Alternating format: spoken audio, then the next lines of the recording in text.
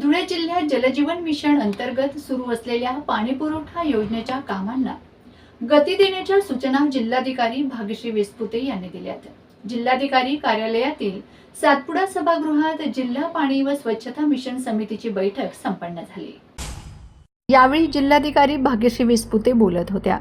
बैठकीत जिल्हा परिषदेचे मुख्य कार्यकारी अधिकारी बाबासाहेब बेलदार, ग्रामीण पाणी पुरवठा विभाग कार्यकारी अभियंता जयश्री सार्वे, भूजल सर्वेक्षण व विकास यंत्रणेचे वरिष्ठ भूवैज्ञानिक गिरीश कुमार भोरे यांच्यासह संबंधित विभागांचे अधिकारी उपस्थित होते।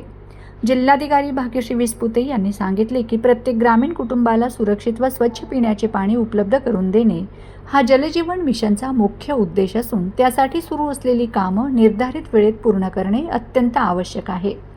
प्रलंबित कामांचा तातडीने निपटारा करावा, तांत्रिक मंजुरीचे प्रस्ताव सादर करावेत, योजनेचा नियमित आढावा घ्यावा, अपूर्ण कामं त्वरित पूर्ण करावीत, ज्या योजनेची कामे पूर्ण झालेली आहेत अशा कामांची चाचणी ही घेण्यात यावी, काम पूर्ण झाल्याचे प्रमाणपत्र ग्रामपंचायतीकडून घ्यावे।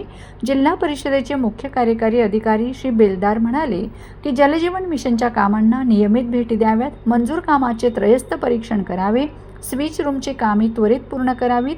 बैठकीत योजनांच्या प्रगतीचा सविस्तर आढावा घेण्यात आला।